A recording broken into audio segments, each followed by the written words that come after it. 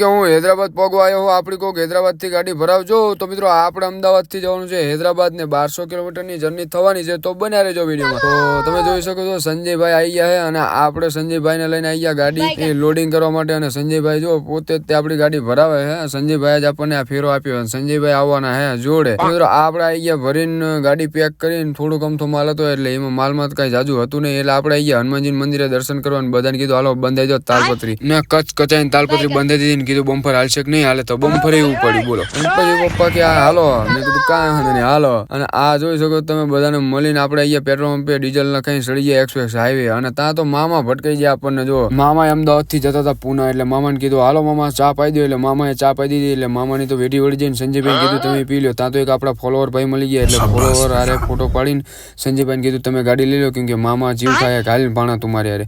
એટલે ભાણાની આપણે બે જ્યાં મામાની ગાડીમાં સંજયભાઈને કીધું તમે ગાડી લેતા હો. પછી આપણે ઉભા રહી ગયા કરજણ ને કરજણ જો તમે જમવા માટે ઉભા રહી ગયા હતા. અને પછી આવી ગયા આપણે ભરૂચ. આજે નાસિક થી ભીમો જતો તો અમદાવાદ તો મેં કીધું વેઢી વળવી देखा आपने लापरवाही का नतीजा ભીમાની વેઢી વાળીને આપણે અંકલેશ્વર થી વાલિયા માંડવી વાળા રોડે મારી દીધી હતી કેમ કે સુરત કીમ વાળો રોડ નું ટ્રાફિક બહુ હતું ને આપણને આવતી હતી ઊંઘ. એટલે સંજયભાઈને કીધું હાલ્યો હવે તમે ઘડીક ગાડી લઈ લો. ને હા તો આપણે હૈદરાબાદના બીજા વ્લોગમાં આપણે બતાવીશું કે આપણે ક્યાં પહોંચ્યા ને કેવી રીતે પહોંચ્યા. તો મળીએ બીજા વ્લોગમાં. જય દ્વારકાધીશ.